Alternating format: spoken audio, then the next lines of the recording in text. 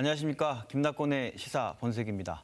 오늘도 이번 한 주 쏟아진 수많은 뉴스들 속에서 우리 삶과 직결된 이슈를 골라내 그 속의 본질, 본색을 찾아보겠습니다.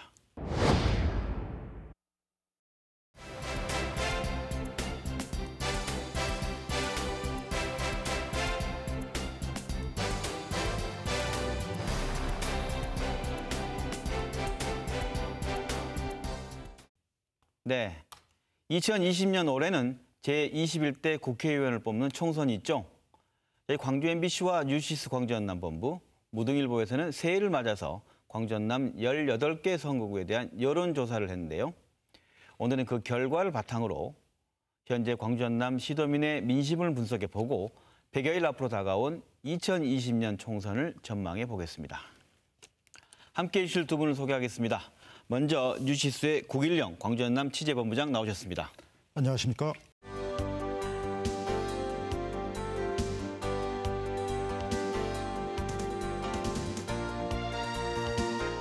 네, 조선대학교 정치외교학과 공진성 교수 나오셨습니다. 안녕하십니까.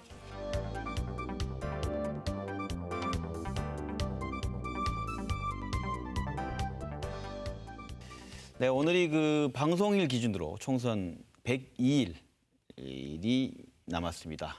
앞서 말씀드린 것처럼 광주 MBC와 뉴시스 광주전남본부, 무등일보에서 한국갤럽에 의뢰해서 새해 여론조사를 했습니다. 이 결과 두 분 다 보셨죠? 그렇습니다. 한마디씩 목을 푼다는 차원에서 총평 한번 해주시죠. 네.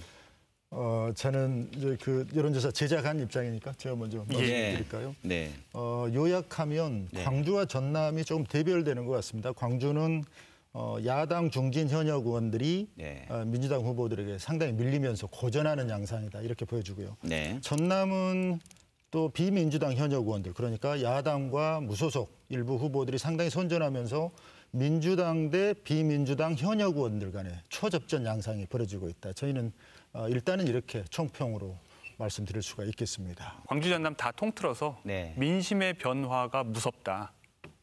전 그렇게 생각했습니다. 한 번 떠난 민심이 네. 이제 쉽게 다시 돌아올까? 뭐 이런 생각이 들었는데요. 예전에 2016년 총선 때 더불어민주당을 떠난 민심이 이제 국민의당으로 향했었는데 그렇죠. 다시 이 국민의당이 그 이후에 이제 산산조각 나지 않았습니까? 그렇게 해서 떠난 민심이 이제 다시 그때 국민의당에 몸담았던 의원들에게 쉽게 가지 않는 것 같다. 오히려 그 민심이 대부분 더불어민주당 쪽을 향하고 있는 것 같다. 이런 생각이 들었습니다. 본격적으로 여론 분석을 좀 해볼까요? 먼저 저희가 18개 광전남 선거구에 대해서 뭘까요? 국회의원 선호도를 먼저 물었습니다. 그렇죠? 네. 네. 살펴보면서 이야기 나눠보죠.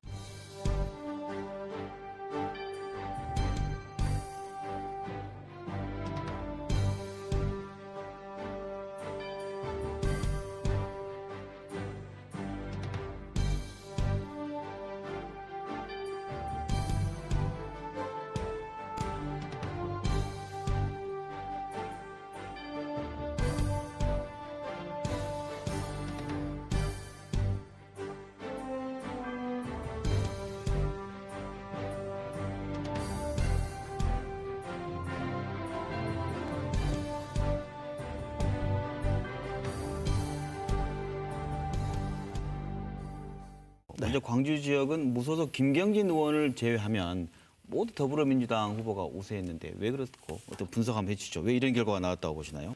민주당이 지난 총선 때 참패했을 때 잃었던 민심, 지금 민주당 지지도가 많이 올라와 있습니다. 그 높은 지지도에 힘입어서 다양한 또 나름의 경쟁력 있는 후보들이 많이 모여들고 있다. 구청장 출신, 또 당의 최고위원을 지냈거나 또 지금 전직, 또 청와대 출신들 이렇게 폭넓게 포진하다 보니까 또 오랫동안 지역구 활동, 지역구 관리를 하면서 인지도가 높지 않았느냐 이런 생각도 합니다. 이번 조사는 아무래도 인지도 성격이 강했다라고 할 수가 있거든요.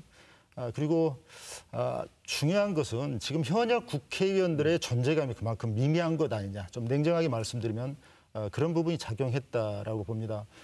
지난 19대 총선 때 국민의당에 그렇게 녹색 바람을 일으켜서 밀어줬었죠. 그런데 그 이후에 민주평화당 또 바른미래당으로 분당이 됐고 그 이후에도 끊임없이 갈등하면서 호남 정치가 실종됐다 이런 지적들이 나오고 있거든요. 중앙에서 호남 정치가 없다라는 것이죠. 그건 현역 국회의원들의 문제가 있다.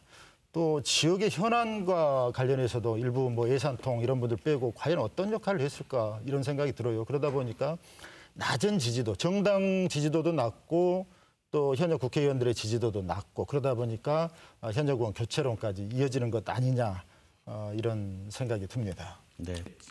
이제 지방자치 제도가 20년 넘게 이제 진행되면서 30년 넘게 진행되죠. 굉장히 오랫동안 이제 네. 누적된 인재들이 이 지역에도 이미 이제 형성이 돼 있는 상태죠. 네. 물론 충분히 인정받지 못하고 여전히 중앙에서 뭐라도 하고 와야 좀 더 인정받는 그런 풍토가 남아 있는 것은 사실이지만 지방자치를 통해서 배출한 인재들이 이제 국회의원으로 성장해서 출마하는 단계에 올라섰다 이렇게 생각할 수 있고 네. 그분들의 지역 활동이 굉장히 활발했기 때문에 인지도 면에서 현역 프리미엄에 결코 뒤지지 않았다는 것. 네. 그리고 이제 더 결정적인 것은 네. 그 사이에 더불어민주당이 여당이 됐다는 것이 저는 아주 결정적으로 크다고 생각을 합니다. 네. 그래서 호남민들이 과거에 이제 민주당을 전통적으로 많이 지지해 왔지만 민주당이 야당일 때와 여당일 때 마음이 또 다르거든요. 그리고 지금은 더불어민주당이 여당이고 당시 문재인 대통령이 당선될 당시에 뭐 예전처럼 압도적인 뭐 90%의 지지로 당선시킨 것은 아니지만 그 이후에 거의 90% 가까운 지지를 보임으로써 사실상 과거와 다를 바 없는 강력한 지지를 보이고 있는 상황에서 더불어민주당 후보들이 훨씬 더 프리미엄을 얻는 것은 너무나 자연스럽다 이렇게 생각합니다. 반면에 전남의 결과를 좀 보죠.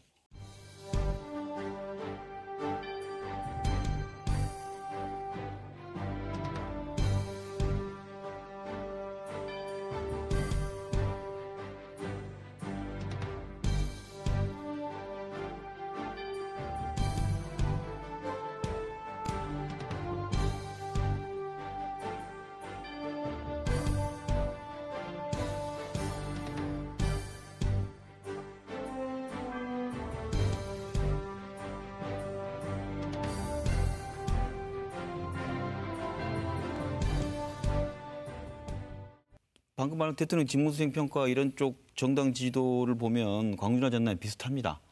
민주당 지지하고 대통령 지지하는 네. 거. 그런데 전남은 민주당 외 현역의 우세 지역이 많을까요? 어떻게 보십니까? 지역의 간판격이라고 할 수 있는 목포의 박지원, 또 공보성 장강진의 황주홍, 또 여수의 주승용 이런 간판격인 의원들이 일단은 포진하고 있는 것 같고요. 네. 또 해남안도 진도의 윤영일 의원이나 뭐 이런 또 여수갑의 이용주 이런 의원들도 경합 우세로 나타나거든요. 꾸준히 네. 지역구 관리를 좀 하지 않았느냐 이렇게 생각을 합니다. 네. 이제 그 말씀에 조금 이제 덧붙여서 말씀을 드리면 이제 네. 전통적으로 광주와 전남의 네. 여론은 조금 달랐습니다. 그러니까 전남 지역은 민주당 내에서도 이제 구민주당 그러니까 이제 김대중 대통령을 전통적으로 지지했던 사람들 지지가 좀 더 강하게 나타나는 편이고 네. 광주는 이제 대도시여서도 그렇지만 이제 뭐랄까 바람을 훨씬 더 많이 타고 또는 수도권하고 함께 가려고 하는 성향이 좀 더 강하죠. 그래서 굳이 이제 나눈다면 민주당의 이제 그 구민주당과 지금 현재의 민주당 을 놓고 봤을 때 전남 지역은 특히 이제 전남에서도 과거에 서부 지역이 구민주당 지지가 훨씬 더 강한 상대적으로 그리고 광주는 그거보다는 예전에도 이제 열린우리당이라든지 지금으로 치면 더불어민주당 이런 이제 새로운 민주당의 훨씬 더 지지세가 좀 더 강하게 나타나는 그런 성향은 과거에도 있고 지금도 여전히 나타나고 있다 이렇게 생각이 들고요. 네. 그다음에 말씀하신 이제 간판 후보들이 네.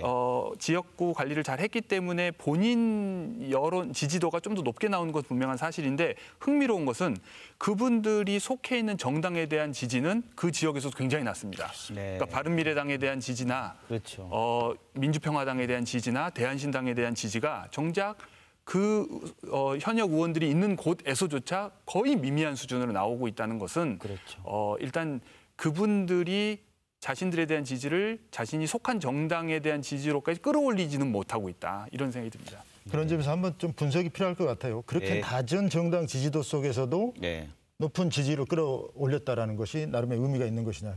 개인의 맨파워로 그걸 버티는 것이냐. 네. 결국은 또 네. 이런 이제 총선이라는 건 정당 선거로 갈 가능성이 높거든요. 그렇죠. 그럼 네. 지금은 인지도가 높아서 높은 지지도를 나타내지만 결국은 정당 선거로 갔을 때 뭐 바른미래당이나 대한신당의 그 낮은 지지율을 극복하기는 그리 쉽지 않을 것이다. 이런 분석까지도 좀 확장해 볼 수 있을 것 같습니다. 만약에 더불어민주당이 경선을 치르고 나면 그 경선 효과를 올라온 후보하고 붙었을 때 좀 달라질 가능성이 있지 않을까요? 어떻게 보십니까? 그렇죠. 지금 이제 순천 정도는 후보들이 이미 충분히 인지도를 확보하고 있는 분들이긴 한데 그 네. 외에 목포라든지 여수라든지 다른 지역은 그만큼 인지도가 현역 의원만큼 높지는 않거든요. 네. 근데 이런 곳에서 당내 경선이 치러지게 되면 특별히 당내 경선이 파행으로 가지 않는 한 컨벤션 효과를 누릴 가능성이 굉장히 높고 네. 그리고 계속해서 언론은 그 경선 과정을 보도함으로써 그분들이 더 많이 드러나게 되겠죠. 상대적으로 현역 의원들에 비해서 주목을 받게 되면 또 결과가 어떻게 될지 모릅니다. 컨벤션 효과를 통해서 부상하게 되면 결과는 모를 것이다. 박지원 의원이 있는 목포 그리고 예. 황종 의원이 있는 고흥, 보성, 장흥, 강진은 이번 여론조사에서 한 20%포인트 정도 차이가 났습니다. 많이 벌어져 있네요. 네, 여기는 좀 경우가 다르지만 나머지 여수, 갑을 또 해남, 안도, 진도 여기도 지금 비민주당 현역 의원이 조금 높거든요. 그렇지만 상당히 박빙의 차이이고 다른 민주당 후보들의 지지도를 합산을 하면 산술적으로 합산하면 비민주당 현역 의원이 더 떨어지게 돼 있습니다. 그러니까 분명히 말씀드린 것은 민주당 경선이 끝나서 단일 후보가 된다면 비민주당 현역 의원들이 거전할 수 있다 이런 생각이 들고요.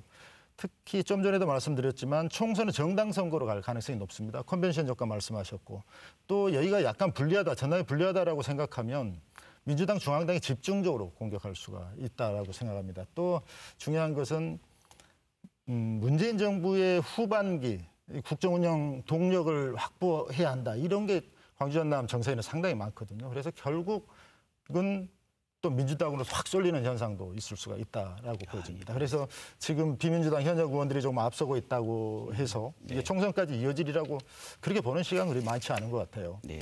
현 시점에서 가장 눈에 띄는 이번 여론조사에서 접전 지역 또 앞으로 눈여겨볼 지역은 어딜까요? 얘기해 주신다면. 저는 지금 여론조사 결과에서 가장 눈에 띄는 곳이 목포였습니다.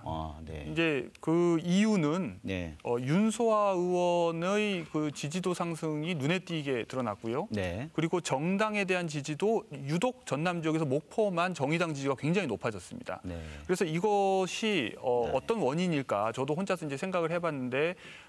한편으로는 이제 지금 패스트트랙 전국에서 원내대표로서 윤소아 의원이 매체에 자주 등장했고, 네. 그리고 어쨌든 선거법 개정이나 공수처법 통과나 이 과정에서 역할을 많이 한 것이 지역민들에게 긍정적으로 평가받은 부분이 있는 것 같고, 네. 또 이런 선거법 개정 과정에서 정의당이 많이 또 양보도 했고 이러면서 정의당에 대한 호감도도 증가한 측면이 있는 것 같습니다. 네. 그래서 기대감이 상승하니까 윤소아 의원에 대한 지지도 함께 덩달아서 상승한 부분이 있는 것 같고, 그리고 또 하나는 이건 뭐 검증할 수 있는 문제는 아닌데 손혜원 효과가 있다는 생각도 또 듭니다. 그러니까 뭐냐면 손혜원 의원 장성장. 본인이 네. 목포에 출마하느냐 이런 뭐 소문도 돌았었지만 그렇죠. 아무튼 목포 지역민들이 손혜원 사건을 겪으면서 뭔가 약간의 각성 효과가 좀 있었던 것 같고, 네. 그리고 이 부분에서 박지원 의원에 대한 약간의 실망 또는 거리두기 이런 현상이 좀 나타나고 있는 것이 아닌가 조심스럽게 그런 짐작도 해보고, 그래서 만약에 더불어민주당이 이제 당내 경선을 거쳐서 최종적으로 누군가 한 분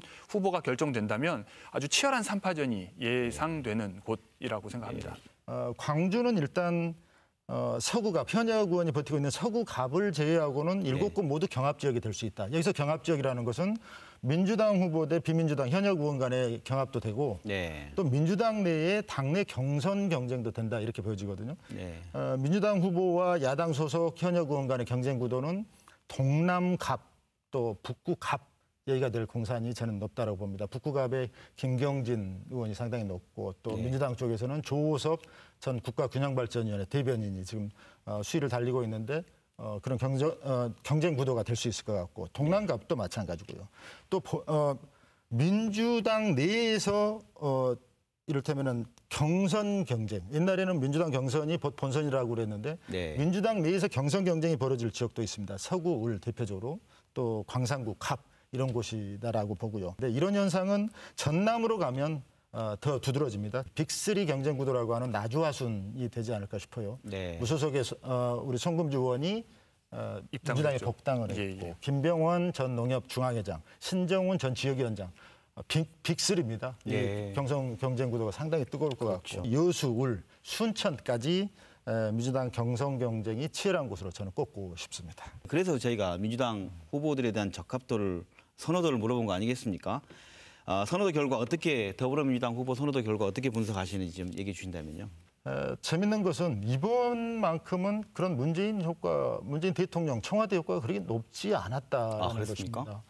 문재인 대통령의 이름을 놓고 청와대 출신 행정관, 비서관을 놓는데도 10%대 미만으로 나온 후보들이 상당수가 있었습니다. 네. 재밌는 현상이죠. 지난 지방선거 때까지만 해도 문재인 대통령 청와대를 넣어가지고 최고 30%포인트까지 올린 후보들도 있었거든요. 거기에 비하면 상당히 미미했다. 물론 일부 후보들은 정치 신인임에도 불구하고 20% 이상 나온 후보도 물론 있습니다. 효과를 보기도 했지만. 네네. 그랬지만 유리한 건 사실이지만 판을 흔들 정도의 절대적인 건 아니었다. 이렇게 우리 보여집니다. 유권자들이 좀 식상해졌기도 했나 보네요. 그렇습니다. 일단은 인지도가 높은 후보들이 높게 나오지 않았느냐 이렇게 보여집니다. 공 교수님은 그 민주당 후보 선호도 조사에 대해서 말씀하신다면.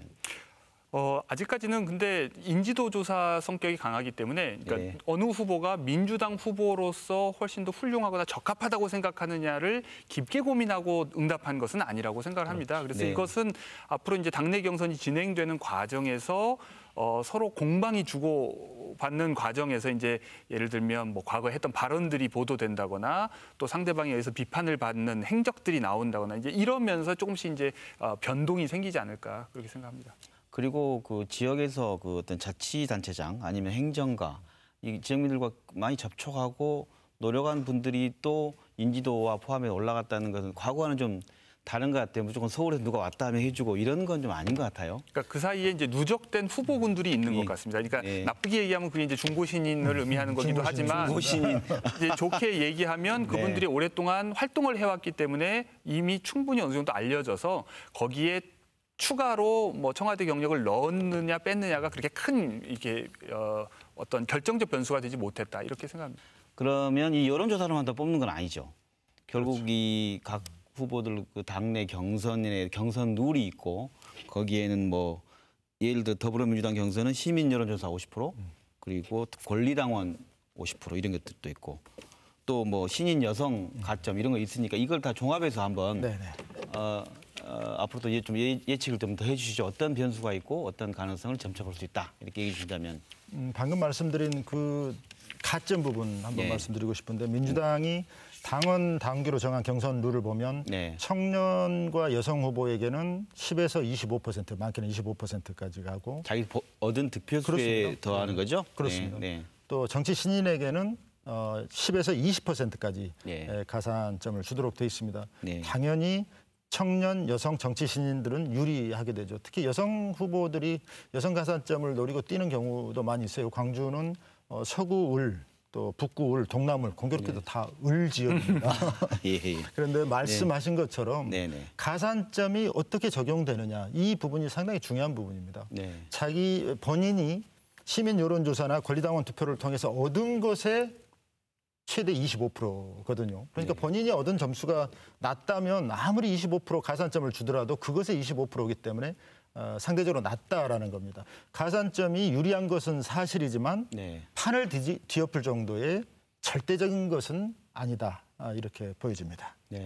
사실 말은 권리당원 50%, 일반 여론조사 50% 이렇게 얘기하지만 일반 여론조사도 여론조사 기관들이 이제 여론조사를 해보면 알지만 응답률이 굉장히 낮습니다. 뭐 높아야 한 15%, 18% 이렇게 되고 낮은 경우에 꼭 5%밖에 안 되는 경우도 있거든요. 그러니까 당원이어서 이미 이제 여론조사가 진행되고 있으니까 꼭 응답을 해주시라고 하면 이제 준비가 돼 있지만 그렇지 않고 별로 이제 관심이 없는 경우에 여론조사가 와도 응답을 잘 안 하는 경우가 많거든요. 그렇게 되면 상대적으로 준비가 돼 있는 사람들의 응답이 과다대표될 가능성이 있죠. 그래서 권리당원 50%, 안심번호 50%가 사실상 다 권리당원 100%로 봐도 무방하다고 주장하는 사람들도 있습니다. 이제 이렇게 작동할 경우에는 정말 충분히 당원 지지세가 강한 분들이 이 국민 참여 방식 경선에서 유리할 수 있죠. 지금 여론조사 결과를 보면서 아마 조금 웃고 있을 후보들도 있다고 봐요. 웃고 있다. 약간 뭐 시니컬하게 말씀드리면 작년에 이 민주당 후보들 사이에 권리당원 전쟁이 벌어졌거든요. 그래서 여론조사가 다소 낮게 나오더라도 결국은 권리당원 투표에서 뒤집을 수 있다. 이렇게 생각하는 후보들도 분명히 있는 것 같고. 근데 문제는 이 지역만큼은 권리당원과 민주당 지지층이 겹칠 가능성이 있습니다. 네. 민주당이 다른 지역처럼 권리당원들이 아주 뭐 열정적인 아주 뭐 지지층이고 일반 시민들은 좀 다르다. 이건 이 지역은 아닌 것 같아요. 민주당 지지층들이 폭넓게 고르게 분포가 돼 있기 때문이죠. 네. 그래도 지금 예상한다는 게 좀 어울리지 않을지 모르겠으나 이제 이번 여론조사에 좀 마무리하는 의미로 지금 시점에서 내년 총선 우리 지역구도 어떻게 될 걸로 좀 예상해 보신다면 어떻게 얘기할 수 있을까요? 저는 맨 처음에 모두에서도 변화에 관한 얘기를 네. 했듯이 네. 변화를 바라는 민심은 뚜렷하게 드러나고 있다고 생각이 들고 네. 그것은 앞으로 3개월이 지난다고 해서 달라질 것 같지는 않습니다. 네. 그러니까 우리가 박근혜 대통령 탄핵을 거치면서 근본적으로 한국 사회가 이렇게 가서는 안 되겠다고 하는 어떤 반성과 어떤 개혁에 대한 요구는 굉장히 높아졌고 네. 그런데 그 개혁에 대한 요구를 충분히 지금 문재인 정부 들어서 채워주지는 못했습니다. 근데 그 탓이 문재인 정부에게 완전히 없다고 이해할 수도 없고 더불어민주당이 없다고 이해할 수도 없는데 네. 그러나 그것을 반대로 대안이라고 자처할 만한 야당이 지금 지리멸렬한 것도 사실이거든요. 그런 의미에서 변화를 바라는 민심이 아무래도 여당 쪽에 쏠리는 현상은 분명히 이제 뚜렷하게 나타날 것 같고 네. 다만 이제 그 강도나 그 과정에서 어떤 후보가 선택받을 것이냐 이건 또 이제 별개의 문제라고 생각합니다. 새로운 선거제도가 도입되는 첫 번째 선거가 이번 총선이 됩니다. 또 교수님 강조하고 계시는 변화와 개혁에 대한 정치가 변해야 대한민국이 산다. 정치 변화에 대한 바람이 어느 때보다 높을 때가 아마 지금이고 이번 총선에 그 뜻이 발휘될 가능성이 높다라고 봅니다. 그렇게 보면 저는 의석수가 많이 바뀔 거라고 봅니다. 또 바뀌어야 한다라고 생각을 합니다. 그동안 역대 총선을 보더라도 되게 보면 한 30몇 %씩 이렇게 바뀌고 그랬었거든요. 근데 이번 총선은 이런 여러 가지 의미들을 봤을 때 그 폭이 좀 더 늘어나면 늘어났지 줄어들지는 않을 것이다. 저는 이렇게 지금은 너무 성급하긴 하지만 이런 네. 판단을 해봅니다. 근데 이번에 새로운 선거제도가 통과가 됐습니다. 패스트트랙이라는 이름으로 신속 처리 법안이 됐는데 일명 준연동형 비례대표제. 이거 좀 어렵습니다. 네.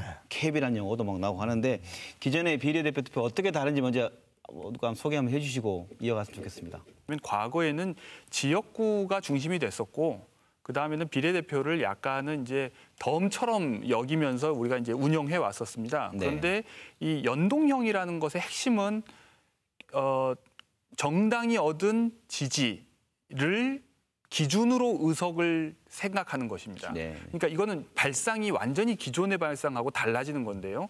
그래서 우리가 이제 계속해서 지금 이번 선거법 개정 과정에서 이제 나왔던 얘기가 뭐냐면 정당 지지는 예를 들어 10%를 얻는데 정작 의석은 5%밖에 배분받지 못하는 이런 불합리한 현실. 네. 반대로 정당 지지는 20%밖에 안 되는데 의석은 뭐 40~50% 받는 이런 과다대표되는 현실. 이걸 문제 삼아 왔던 거거든요. 그러니까 이런 식의 불공정한 의석 배분. 이것을 이제 조금이라도 완전 이제 100% 시정하는 것은 아니지만 조금이라도 시정한다는 측면에서 굉장히 첫 걸음은 뭐 의미 있게 떼었다 이렇게 생각하고요. 네. 그런 의미에서 이 연동형을 100% 하지 못한 것은 아쉽고 네. 준연동형 50%만 적용하는 거죠. 그것도 47석에서 캡을 씌워서 30석에 대해서만 그렇게 하는 것이지만 과거보다는 조금 이제 진일보한 개혁이다 이렇게 생각을 합니다. 그렇죠. 기존의 비례대표 투표 어떻게 달라지는 겁니까? 투표하는 방식은 똑같습니다. 그렇죠. 네. 하나는 지지 후보를 찍는 거고 하나는 지지하는 정당을 비례대표를 찍는 정당에, 거고. 네. 그런데 그 표를 어떻게 의석수하고 적용할 것이냐 이런 부분이 달라지는 것이죠. 네. 한 가지 예를 들어 볼까요? 네, 예컨대 한 정당이 지지율이 10% 정도를 득표를 얻었고 네. 또 지역구 의석이 한 6석이다 이렇게 한번 가정을 한번 해볼까요? 그러면 전체 300석에서 10%를 얻었기 때문에 30석. 거기서 지역구 의석 6석을 빼면 24석이 됩니다. 거기서 준연동형 그러니까 50%를 적용하게 되면 그의 절반인 12석을 비례대표. 연동형 비례대표로 얻게 됩니다. 그러면 12석하고 지역구하고 하게 되면 여기는 18석이 그렇게 되는 것이죠. 이제 사실 더 이상 이제 이런 제도를 실행했을 때 제1당이 과반 의석을 차지하기는 예전보다는 확실히 어려워지거든요. 그러니까 과거에도 사실 우리나라가 소선거구, 그러니까 단순 다수 대표제를 채택했기 때문에 양당제라고 말들은 해왔지만 지역주의적 투표 성향과 비례대표 효과 때문에 사실은 언제나 다수당이었습니다. 그런데 이제 이 제도에 의해서 다수당 현상이 훨씬 더 강화될 가능성이 높고 제1당이 과반 의석을 차지하지 못하게 되는 경우에 언제나 그 외의 다른 정당의 도움을 받을 수밖에 없는 거죠. 그리고 이번에 4+1 협의체가 바로 그것을 예비적으로 보여주고 있는 것인데 야당과 협력하는 모델을 앞으로는 이제 일당도 추구하지 않으면 안 되고 네. 그렇게 되면 뭔가 정치 문화가 조금은 좀 달라지지 않을까 그렇겠다. 이런 생각을 예. 해봅니다. 전제 조건이 하나 있는데 비례한국당, 비례민주당 이게 실현이 안 돼야 될 것 같습니다. 그렇죠. 이게 되면 네. 오히려 군소정당 표가 더 빠지는 그런 왜곡된 현상이 나오거든요. 그건 네. 꼼수고 민심의 왜곡이고 그런데 거대 정당들은 끊임없이 그걸 모색하고 있습니다. 지금. 우리 이제 새로운 선거제도에 우리 지역이 어떻게 투표할까에 대한 궁금증 때문인데 분석을 좀 듣고 싶습니다. 민주당을 지지하는 유권자의 경우에 네. 민주당의 정당 득표가 굉장히 많아야 의석 외에도 추가로 비례대표 의석을 확보할 수 있는 것이 사실입니다. 네. 그런데 그렇게 이 줄투표를 하는 성향보다는 네. 오히려 민주당은 지역구로 충분히 의석을 확보하는 걸로 만족시키고 네. 자신의 정당 지지를 정의당에게 나누어 주려고 하는 성향이 오히려 전남 지역에서는 광주 전남 지역에서는 조금 우세하게 나타나는 것이 아닌가 싶습니다. 그리고 실제로 다른 여론조사에서도 민주당 지지하는 유권자들의 경우에는 그런 위성정당이나 비례정당 같은 꼼수정당을 만드는 거에 대한 반대 여론이 훨씬 더 압도적으로 높고 네. 반대로 자유한국당을 지지하는 분들 경우에는 비례정당 만드는 것이 불가피하다. 그리고 실제로 그쪽으로 할 가능성이 높다고 또 응답들도 하고 있고요. 그래서 약간 다른 전략을 채택하는 것이 아닌가 이런 생각이 듭니다. 그래서 다르게 얘기하면 일종의 이제 자매 정당 현상 같은 것이 나타날 가능성이 높은데요. 그러니까 예전에도 그런 식의 분리 투표가 있었는데 오히려 그것이 좀 더 뚜렷하게 나타날 가능성도 있다. 그러니까 지금 공 교수님 말씀은 과거 우리가 뭐 민주당 투표한 한 분이 정의당 같은 소정당에 투표했던 정당의 그런 모습이 분리투표의 모습이 그대로 나타나가는 좀더 강화될 가능성이 거로 높다. 전망한다. 우리 본부장님은 저는 조금 예, 예. 견해를 달리하는데 좀 달라야 물론 재밌어요. 종전선거에서는 전략적 선택, 분리투표가 분명히 있었습니다. 그래서 정의당 지지율이 상당히 높게 나오고 네. 그랬었는데 네. 그러면서 만들어진 정의당 지지층들은 지금 견고합니다. 네. 광주 전남에서 제2당입니다. 어느도 따라올 수가 없을 정도의 제2당인데 네. 그만큼 고정표가 있고 견고하고 그런데 이번 선거에서는 연동형 비례대표제라는 네. 새로운 제도가 도입이 되거든요. 이건 한 석이라도 확보하기 위해서는 비례대표 득표율을 어떻게든지 높여야 됩니다. 그래서 나는 좀 구분해 볼 필요가 있는데 중도층에서는 교수님 말씀대로 분리투표 경향이 나올 수는 있습니다. 그렇지만 민주당의 지지층들 그들은 오히려 표 결집을 더 할 가능성이 있습니다. 정의당에게 주면 정의당의 비례대표 의석이 높아져서 그 비례대표 의석이 높아진 만큼 자기 비례대표 의석이 줄어들 수 있으니까 그런 판단을 할 수 있을 거라고 봐요. 그리고 민주당 지지층들은 더 결집할 수가 있다. 저는 이렇게 내다봅니다. 알겠습니다. 두 분 말씀이 이제 갈렸는데 중도층이냐 민주당 강하게 지지하는 층이냐 차이보다 네. 오히려 민주당을 강하게 지지하는 층은 전략적으로 사고할 가능성이 좀 높다고 생각을 합니다. 네. 뭐냐면 어느 정도 당에 대한 지지가 이제 뭐냐면 비례 의석으로 환산되기에 그러니까 지역구 의석보다 훨씬 높은 정도로 네. 비례를 얻을 수 있을 가능성이 있다고 하면 쏠릴 수 있지만 네. 어차피 지역구 의석만으로도 충분히 상회한다면 네. 오히려 그 자신들의 비례 정당 지지가 사표가 되는 걸 막기 위해서라도 다른 당을 선택할 가능성이 오히려 민주당 적극 지지층에서도 있다. 저는 그렇게 생각을 합니다. 네, 사표를 방지하기 위해서 예. 그렇게 할 거다. 네, 한번 100일 뒤에 한번 보도록 하겠습니다. 이제 마지막으로 클로징입니다. 못다한 말씀입니다. 강조하고 싶은 말씀 한 말씀씩 정리해 주시죠. 그렇죠? 지금 대한민국 국회를 보면 정말 실망스럽습니다. 동물 국회라는 또 민생을 외면하는 국회, 사상 최악의 국회 이런 오명들이 많이 붙어 있는데 그만큼 국회의 위상이 추락해 있고 땅에 떨어져 있고 그만큼 이번 총선이 갖는 정치적 의미가 크다 이런 생각을 하고요. 결국은 그런 점에서 보면 유권자들의 손으로 정치를 바꿀 수밖에 없다 이런 판단을 합니다. 거기에 방점이 찍혀야 한다라고 보고요. 정치개혁 없이는 대한민국의 발전이 없다. 그러면 그것은 유권자들의 몫이고 의무이다라고 생각을 합니다. 네. 과거에 예선이 곧 결선이다, 본선이다 이런 말들이 있었지만 이번 선거만큼은 예선도 본선도 다 치열할 것으로 보입니다. 이번에 처음으로 뛰어드는 후보들이나 아니면 이번이 마지막 선거가 될지 아니면 한 번 더 유권자들의 선택을 받게 될지 모르는 현역 의원들이나 다 굉장히 진지한 마음으로 이번 선거에 임해 주시고 미래 한국 정치의 비전을 밝히는 데에 함께 뜻을 모아주시면 참 좋겠다 이런 생각이 듭니다. 네, 지금까지 100여일 앞으로 다가온 올 총선을 전망해봤습니다. 함께해 주신 두 분 고맙습니다. 감사합니다.